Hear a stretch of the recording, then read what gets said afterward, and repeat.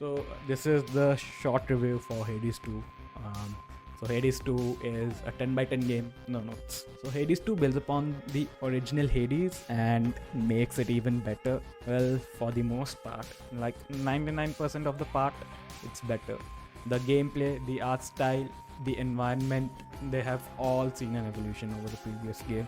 The art style is more detailed, the environment is more detailed, and the character designs have more flourishes, and there are more enemy types.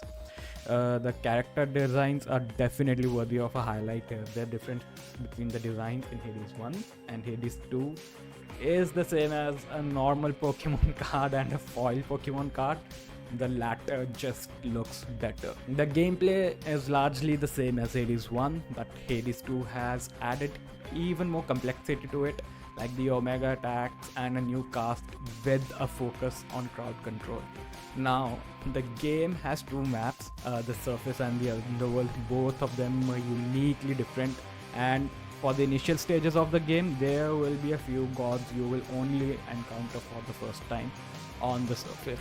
Now, I really think Supergiant worked with the bosses and the music in this game. Now, speaking of story, the voice acting, like in the previous Hades game, is amazing with Asa Butterfield coming in to voice an NPC in the game. The reactive dialogue options are still as great as they were in the first game, but I have a gripe with them. More on that later.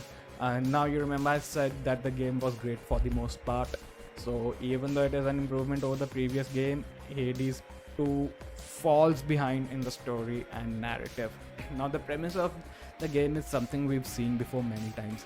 Family usurped by villain must find and kill villain. The original ending for this game was bad, just really bad. So bad that they changed it, added new context and visual after the release of the game, which made it miles better than what it originally was. Now, the post story content, however, is great and wraps up loose ends really nicely. However, and there's another however, the reactive dialogue and the RNG that controls them can really test your patience, especially when the character encounter itself is dependent on RPG. Now, I still couldn't finish some of them even after completing the post-story content and a few dozen origins. But in the face of what this game offers, these are minor gripes. Overall, this game is a masterpiece and definitely worth a few hundred hours of your time and your money.